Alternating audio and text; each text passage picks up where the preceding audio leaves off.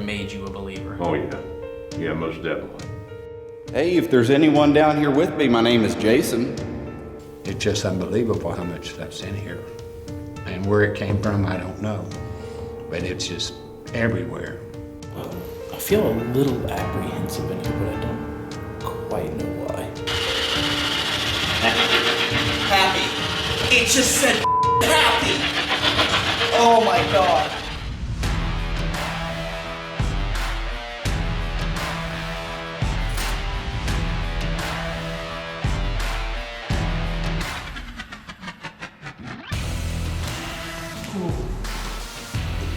Dude, something just moved my glasses on my head.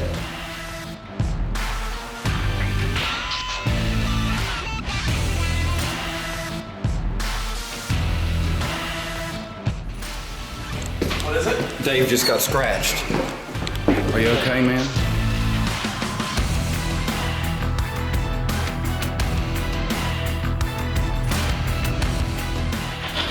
Oh my God. You heard that, didn't you?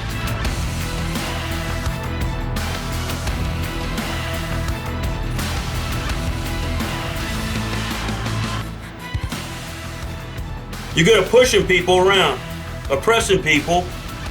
Push me. Push me down these steps.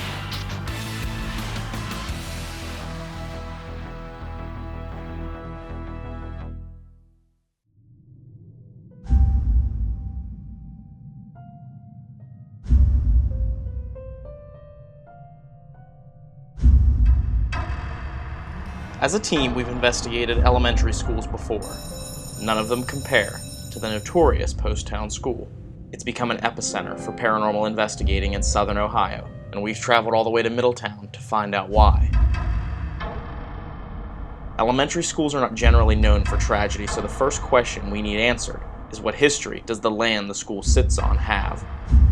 So I asked Daryl Wisman, the owner of Poasttown School, that exact question.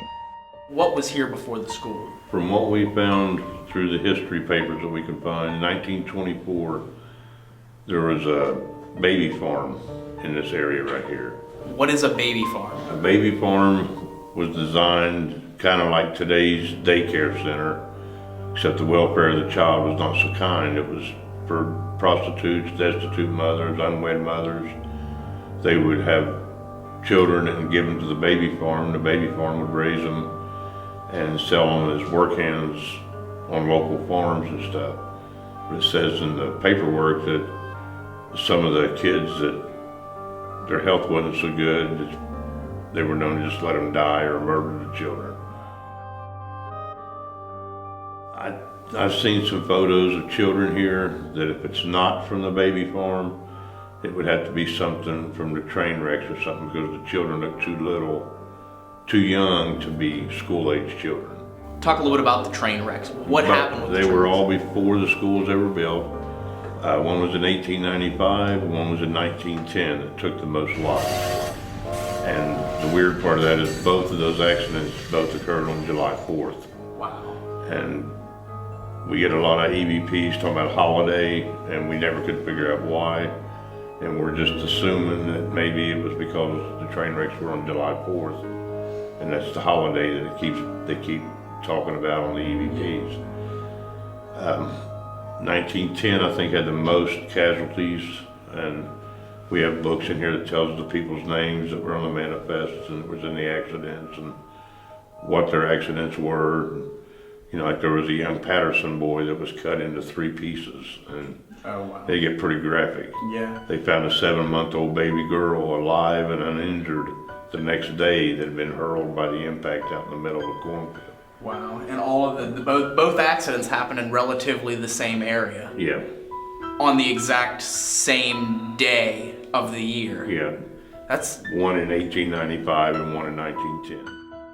When the Poasttown Elementary School opened in 1937, maybe the spirits from the baby farm and the train crashes felt welcomed into this nurturing environment until the school's closure in 1999. But not even the innocent students were immune to the reoccurring tragedies at Poasttown.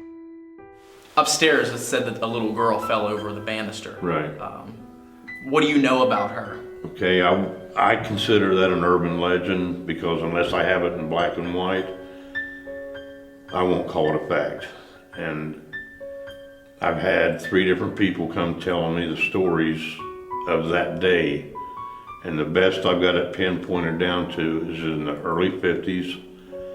It was 2 boys and a girl.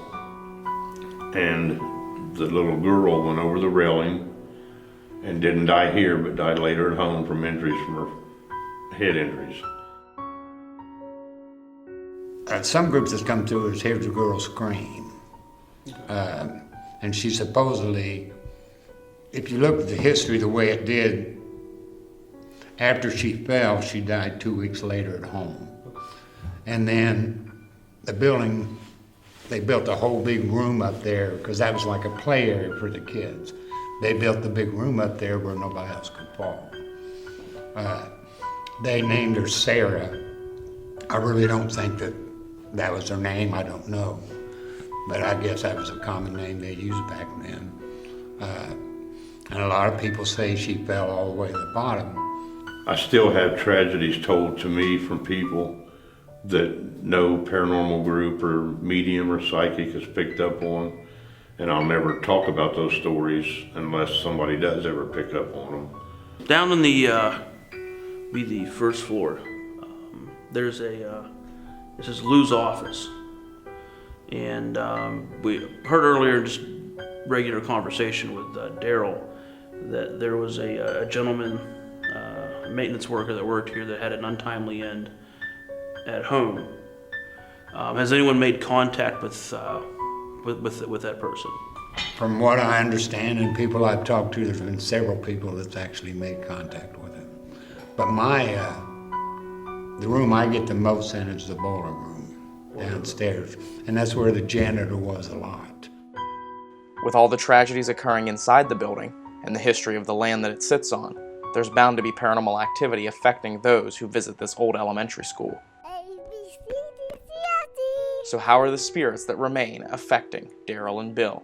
Would you say that you were a skeptic of any sort of paranormal activity, ghost activity, before you started experiencing things in this school? 100%. I still consider myself skeptic. Everything, if you get evidence tonight, I'm going to try to recreate it. I'm going to try to figure out what caused it. I'm becoming more and more and more of a believer because I do consider myself a believer now. But I still want to know. So would you say this school in particular made you a believer? Oh yeah. Yeah, most definitely. Was there any particular events or experiences you've had here that kind of makes you feel kind of partial to the school, kind of connected to it? Well, when we did the walkthrough, my wife wanted to go through it because I never believed in it this much. And so she said, let's go to one of the hunts. And I said, okay, we'll go to one of the investigations. So we went through it, and there was so much activity. Then I said, well, this is real. So we came again. I think it was the following week, and we were up in this area here, and something pulled my ear twice. There's been so much been here in the last 5 months that I've been coming. It's just unbelievable how much stuff's in here. And where it came from, I don't know. But it's just everywhere.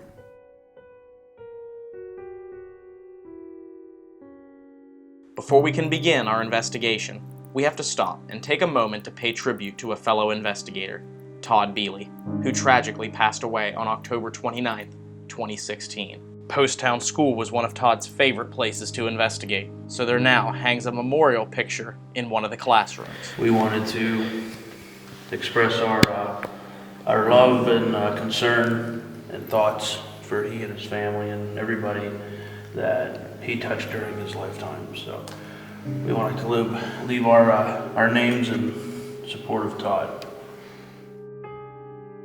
We wanted to dedicate the corkboard on which his memorial picture hangs in honor of Todd and his life of passion and adventure by writing messages to him directly from our hearts. We at PQ are huge advocates of paranormal unity, and Todd's passing is a huge loss for the entire paranormal community.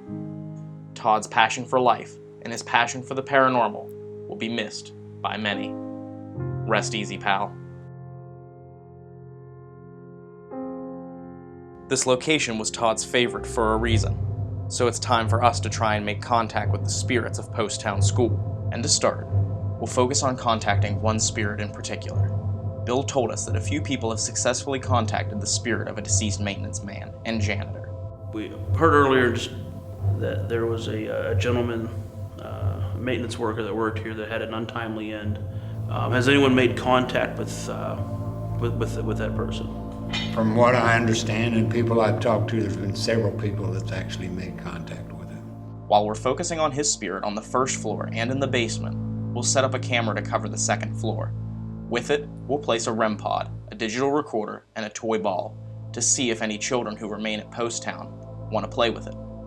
We're gonna leave this set up here. We're gonna be downstairs. Dave and Steve are gonna be on the first floor in the janitor's office, and Jason and I are gonna be in the basement type of area where the boiler room is, to try and make communication with the janitor that's said to haunt here after he died in a house fire close to the school.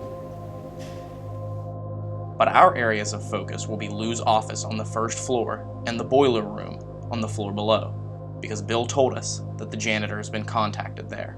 But the room I get the most in is the boiler room downstairs, and that's where the janitor was a lot. Dave and Steve will start off in Lou's office, while Jason and I will go to the boiler room to attempt communication.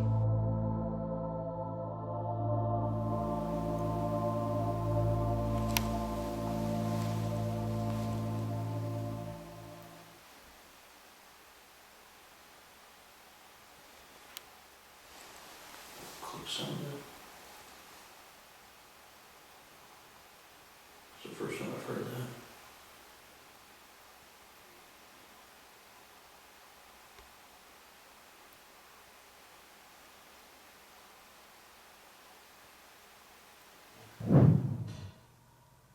What is that sound? Okay, let's go try and debunk this, because that's loud as Is that what you heard a little bit ago? Yeah, I keep hearing it. Hello?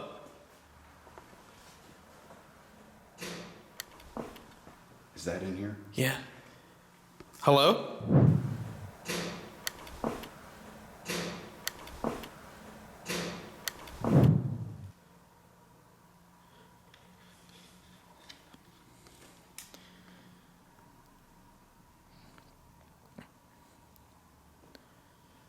Is that the janitor? That was loud, dude. Well, if there's anybody here, my name is Dave, and this is Steve over here beside me. Nice to meet you.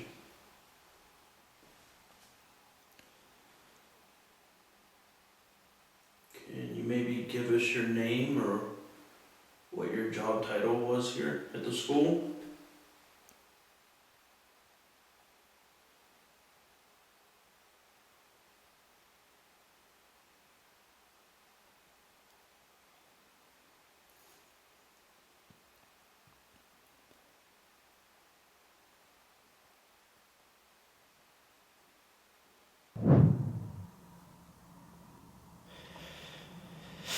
But I don't know what that sound is. Hold on a second. Mind you, it's pitch dark down here, so I'm trying to maneuver and see through this screen. Oh, there it was again, dude. Did you hear that? I'm gonna get the K2 out. Okay. Here. This is what we're seeing right now. Nothing. What the f? There was again, wasn't it? Yeah. Let me go check this door.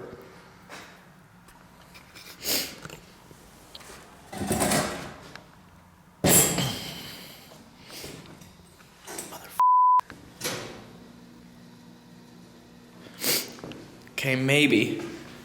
Just maybe.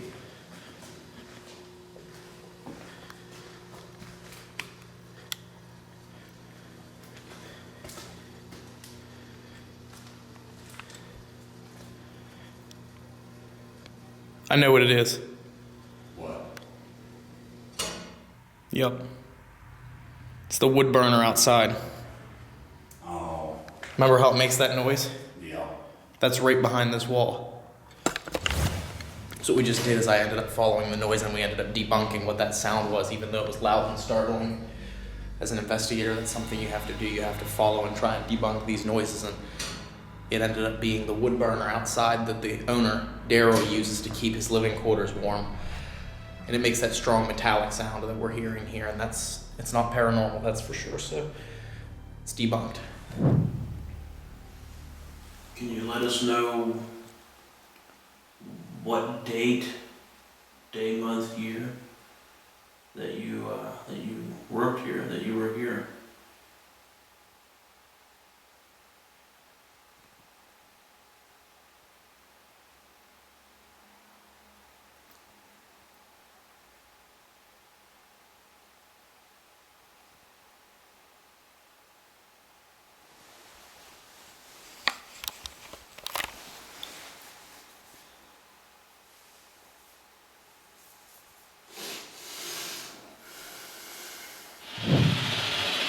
You can use this device in my hands to try and talk to me. Come on. Can you tell me your name? The device that I'm holding in my hand is the SB11 Spirit Box. It is basically 2 radios sweeping simultaneously, creating a white noise base that it said spirits can talk through. This device gives you the option to disable the radio antenna to make sure that there is no radio contamination of these frequencies. If any voice comes through this box, and we can decipher it, it can be considered paranormal. What? I'm hearing a lot of noises. Are you? Yes. It's right behind me. What is that? I'm still hearing it, man. I don't know. Something just touched me on the hand. Oh my God. There's nothing back there that you ran into.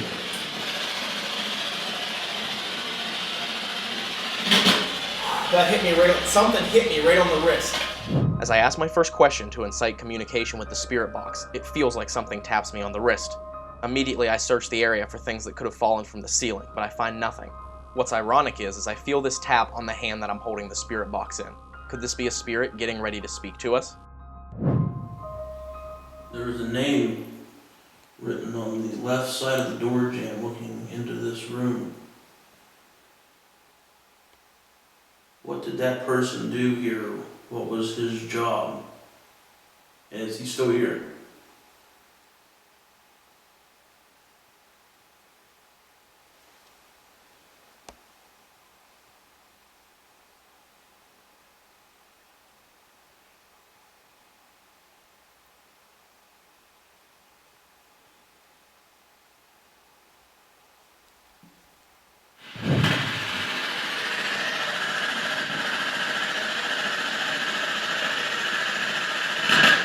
God. It's starting to come through. Can you tell us the name of the janitor?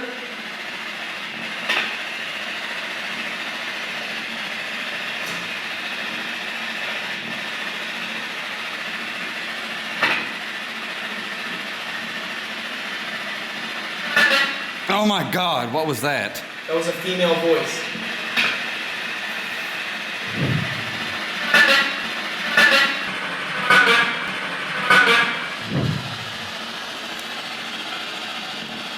It sounded like a female saying some name. Can you repeat yourself? What was the name of the janitor?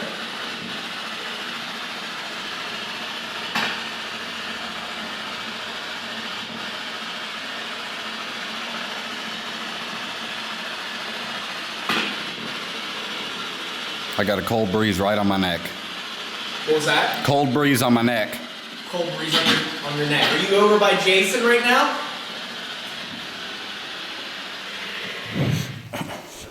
You want to walk out into the hallway? Yeah. It's kind of solemn in here, yeah?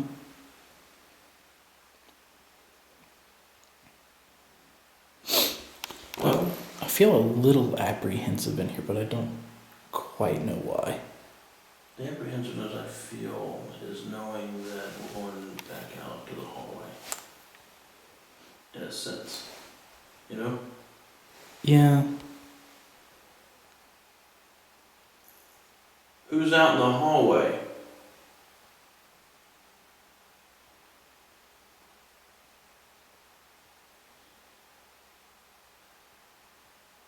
What is your intent?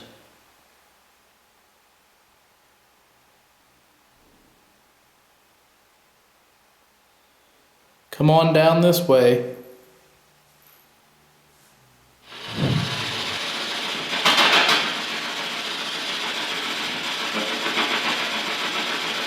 I thought I just heard hey. Sound like a man. Sound like a man for sure.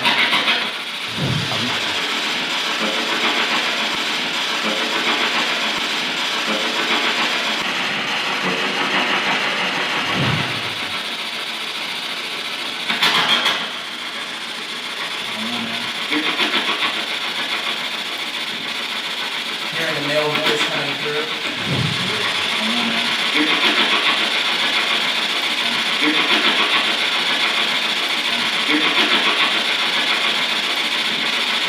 Who is, and it was the same male voice right there too.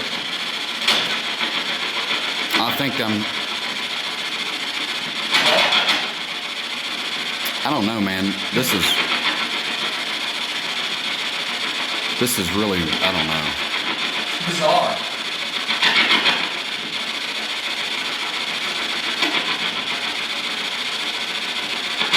Whose voice am I hearing?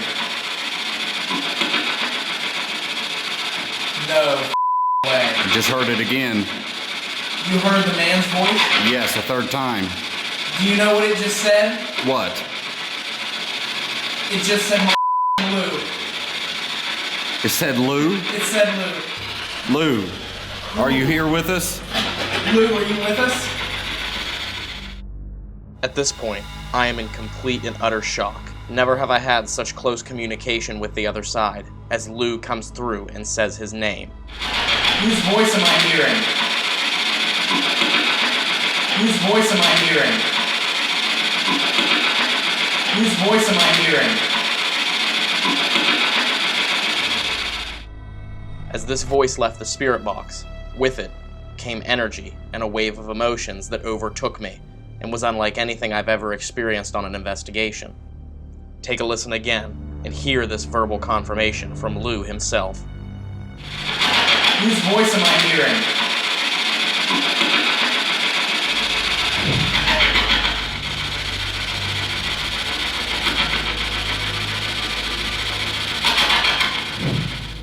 Are there any faculty here? Still working, diligently doing their jobs? What was it like working here? Can you tell us?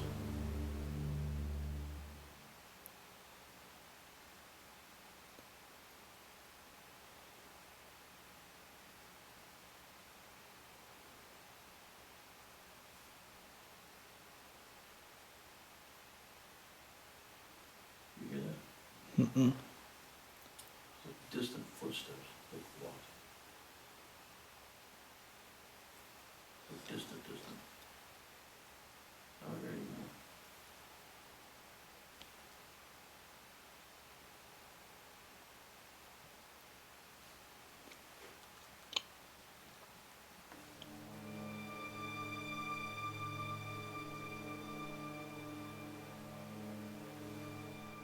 Back up on the second floor where we still have a camera and digital recorder rolling, the recorder picks up what sounds like a distant female voice talking.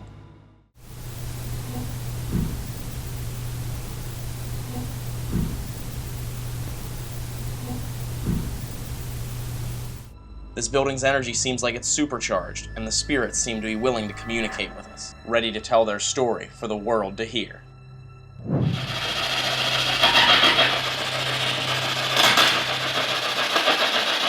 Why did you decide to stay here in this street?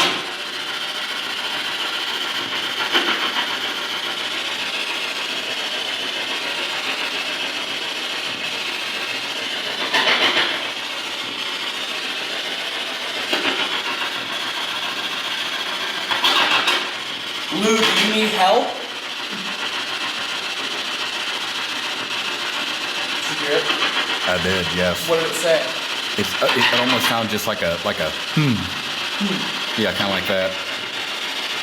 Lou, do you need help?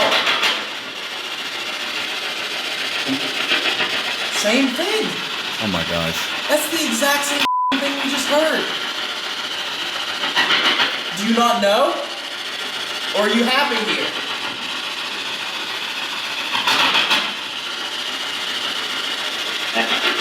Happy.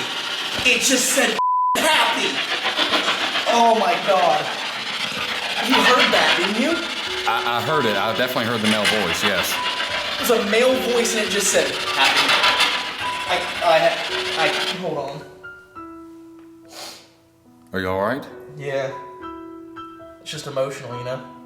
Yeah. Holy sh**. In nearly a decade of paranormal investigating, I've experienced many moments of revelation, but none can compare to this.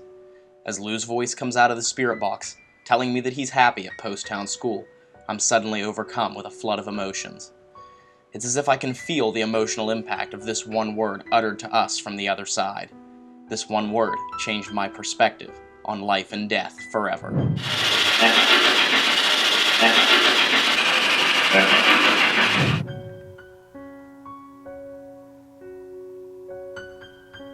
Do you want to... I don't even know if I can continue doing that. Like, it's just like all... I mean, we're not alone, obviously. Right. I'm going to turn it back on just because I know that, like, I have to keep going. But I've never felt this much emotion on an investigation. That one word right there, and it's not bad emotion, it's just I felt when that word happy came through. It's very real. I mean, you know, it doesn't get much realer than this. No.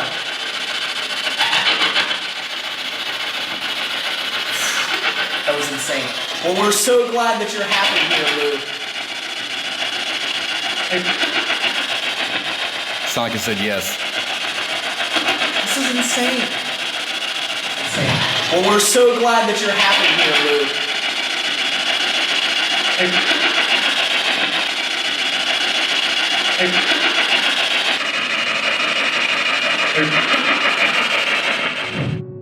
These last two words tie the whole experience together, an experience that Jason and I will never forget. Communicating with Lou in this boiler room not only provided us with proof of life after death, it gave us personal validation as to why we do this. We do this to give spirits an outlet to tell their story, and Lou certainly spoke to us in this boiler room. He started by confirming his identity. Whose voice am I hearing? Told us why he remains in this school, Happy. and thanked us for wishing him well. Lou not only provided us with evidence, he gave us a moment we'll never forget.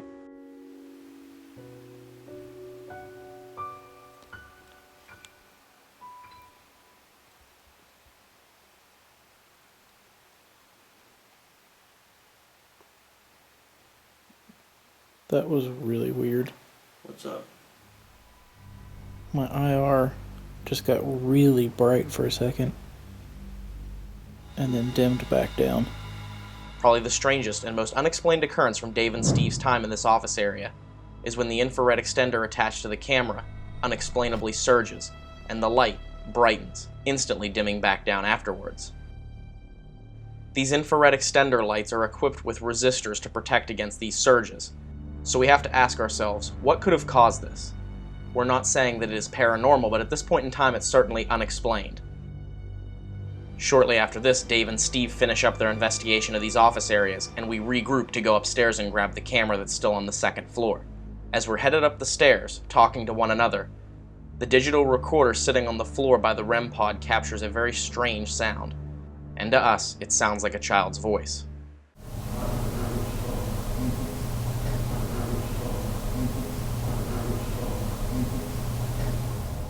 Could the spirits of Poasttown School on this second floor be ready to communicate with us?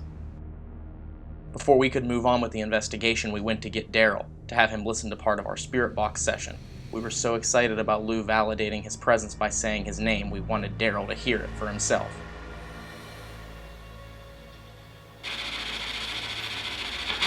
Whose voice am I hearing? Lou. Our next step on this investigation will be to start our solo missions, but to cover part of the school that we've yet to cover, we set up a camera, a recorder, and a laser grid in the cafeteria area to capture the movement of figures and shadows against the wall. And for about 20 minutes while we're upstairs preparing for these solo missions, this camera rolls down in the cafeteria. and about 2 minutes after we set it up and leave the area, it captures a very strange anomaly. Watch on the bottom right-hand side of the frame as a strange red anomaly appears and moves across the wall. This anomaly only appears for about 1/15 of a second before disappearing, and because it's about 5 times the size of each individual laser in this grid, we can debunk it as not being a part of the grid itself. So what is this strange red anomaly that moves across the wall and suddenly disappears? This is a question that we can't answer, but we do know that this is paranormal. And about 18 minutes later, the digital recorder with the camera in the cafeteria captured a strange sound, and to us, it sounds like Velcro being pulled apart.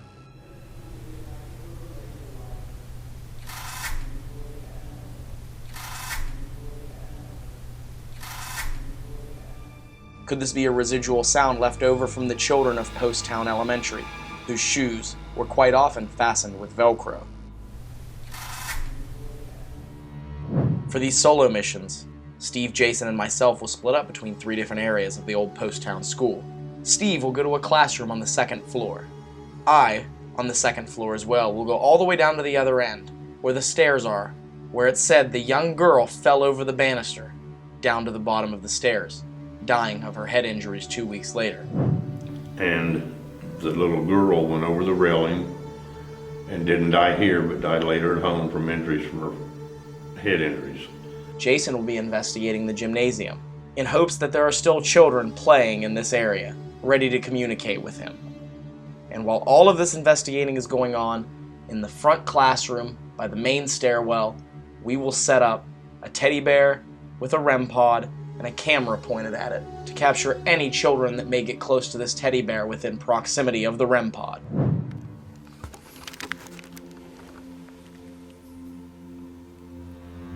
EVP session, this is my solo here at Poasttown, February 13th. I'm in the gym at this time. Put the recorder, just leave the recorder on my person.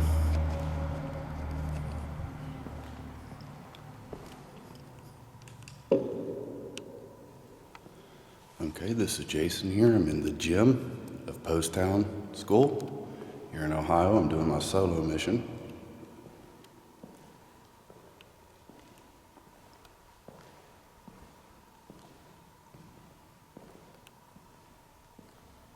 Hey, if there's anyone down here with me, my name is Jason.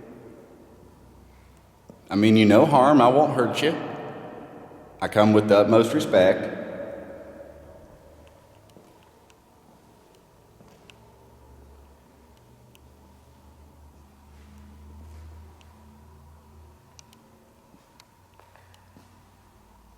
If you could come up and speak to me, I would love that.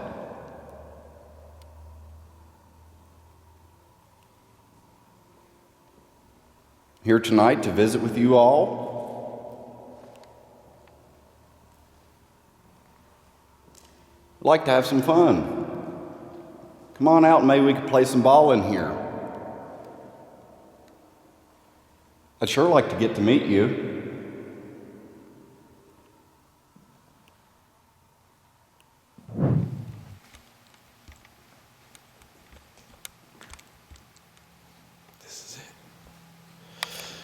Play area where they said little girl fell down the stairs. They call her Sarah, but that's not really her name.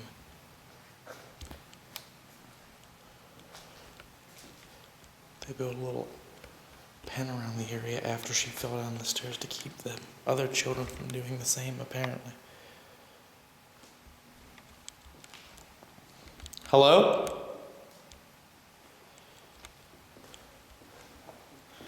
They say this is the stairwell she tumbled down. She survived and actually lived for 2 weeks until she died at home, apparently. Hello?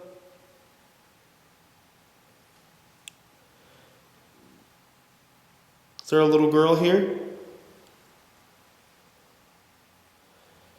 I want to talk to the girl who fell down the stairs.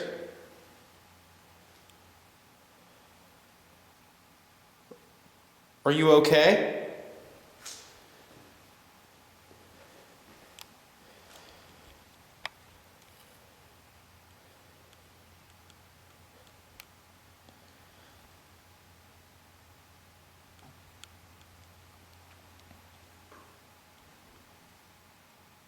There's a tap on the wall there. Is that you? Are you tapping for me to hear you?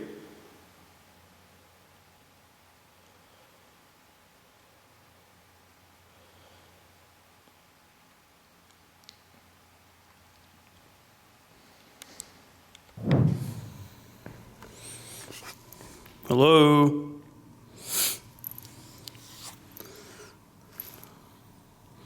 As you probably know by now, I'm not from the area, so can anyone give me some facts about the grounds here? What's the history of this area that the school's on?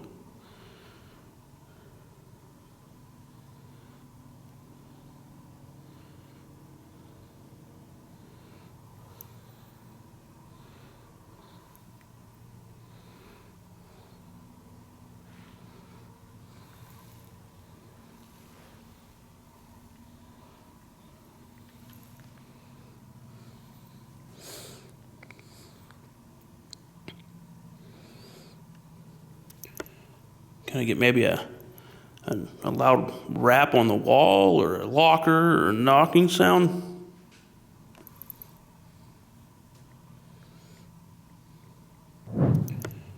Can I get maybe a loud rap on the wall or a locker or a knocking sound?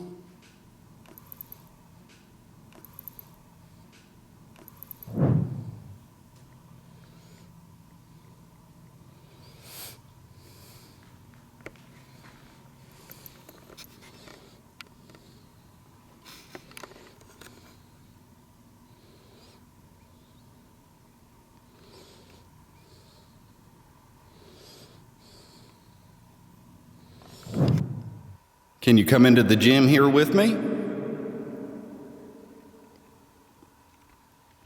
Who wants to play some ball?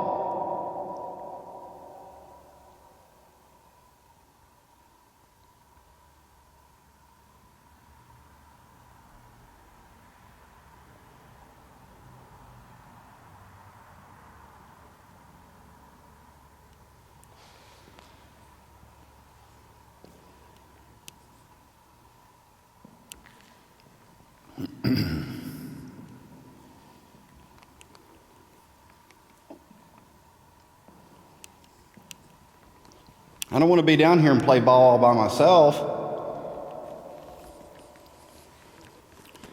This ball here is just a little bit flat, but it'll do. I just want someone to come in here and toss the ball around with me.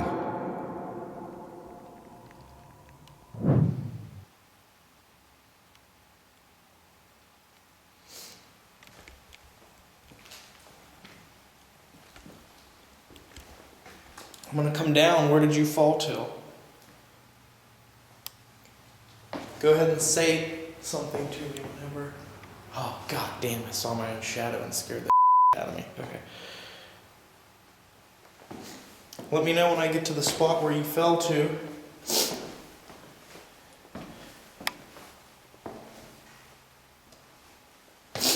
Where did you hit?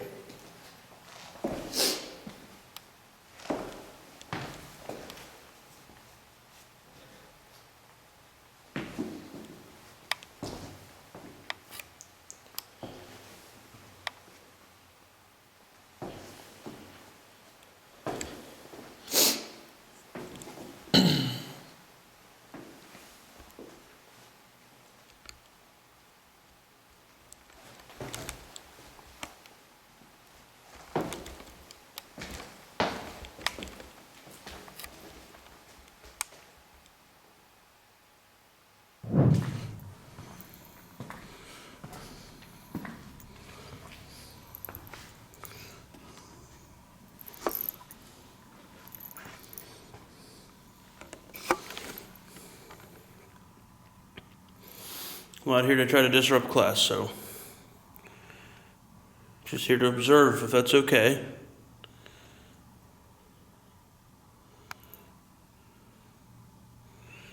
If it's not okay that I'm in here observing the class, could you give me a loud rap or a knocking sound in this area over here in front of me?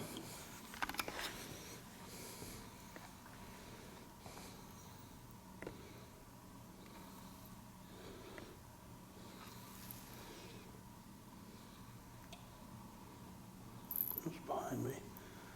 I hear the cord behind me.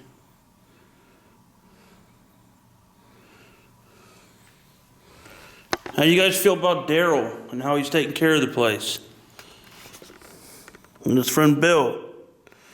Do you like the work they're doing to support the place?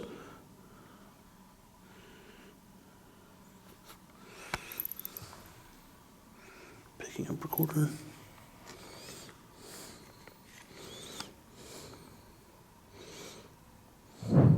Here, I'll go ahead and throw it down there. Throw it back to me.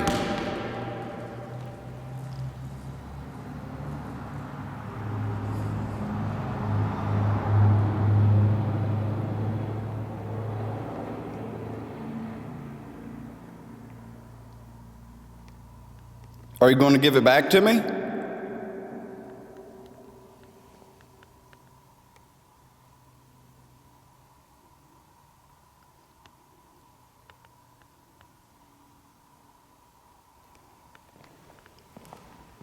Here, I'll toss it to you again.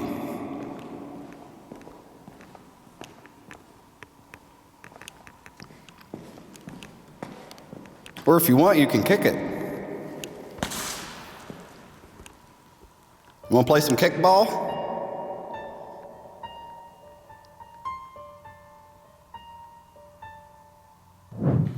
Hey, Rye, I'm at the bottom of the steps, first floor. Where you at? Already in the break room. Over. Copy.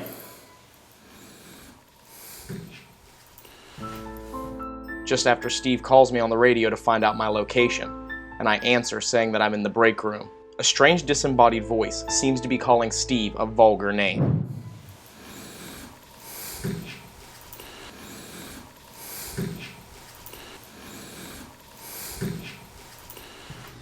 Because Steve doesn't hear this voice, we decide that it's time to conclude our solo investigations and wrap up the investigation for the night. And as morning fast approaches, we reflect on everything that we've captured tonight. Whose voice am I hearing? Or are you happy here? Happy. Well, we're so glad that you're happy here, Lou. This has been one of our most successful investigations, and we can say that the evidence that we captured literally shocked us. It just said happy! Oh my god. So before we leave, I had to go down into the boiler room and thank Lou one last time for communicating with Jason and I earlier in the night. Lou? I wanted to thank you for talking earlier to me over the spirit box, and I wanted to say that the experience that I had in this boiler room talking to you over that device was one of the most touching moments I've had in all my years investigating, and I want to thank you for that. And most of all, I want to wish you all the happiness and peace here at the Poasttown School that you could possibly have, and I want to say that this isn't our last time here and that we'll be back, and that when we come back we'll be more than happy and willing to communicate with you again. So, until next time, brother.